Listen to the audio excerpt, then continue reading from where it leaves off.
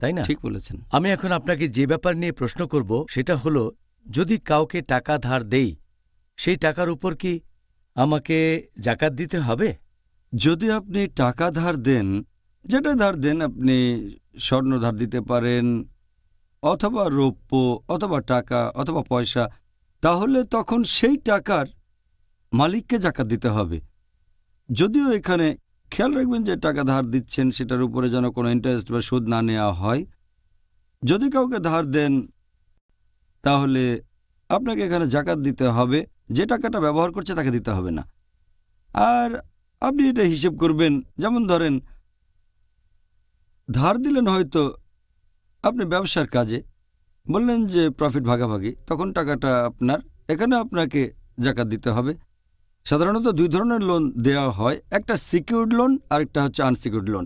যদি আপনার বন্ধু অথবা আত্মীয়কে ধার দেন কোনো রকম ইন্টারেস্ট বা সুদ ছাড়া, দিলেন আল্লাহ সুবহানাহু ওয়া তাআলার খাতিরে, যদি লোনটা সিকিউরড হয়, ধনী কাউকে দিয়েছেন, সে ফেরত দেবে, আপনাকে জাকাত দিতে হবে প্রতি বছর। যদি ধার দেওয়ার পরে 2-3 বছর পার হয়ে যায়, আপনাকে সেই ধারের উপরে প্রতি বছর জাকাত দিতে হবে।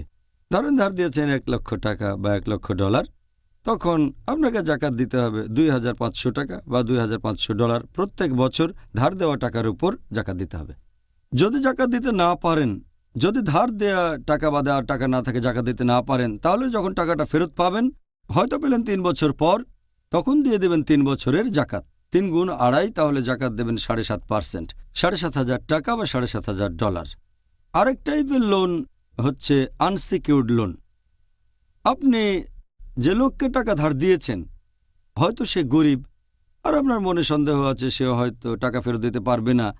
যদি আনসিকিউরড লোন হয় আর মনে করছেন যে টাকাটা আর কখনো ফেরত পাবেন না, যদি না দিতে চান তাহলে প্রতি বছর দিতে হবে না।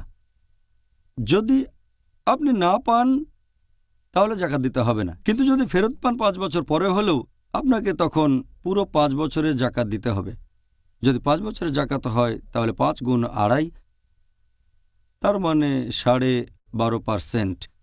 তাহলে জাকাত দেবেন $12,500 বা $12,500 সেই টাকার উপরে। আচ্ছা, পরিষ্কার বুঝতে পেরেছি।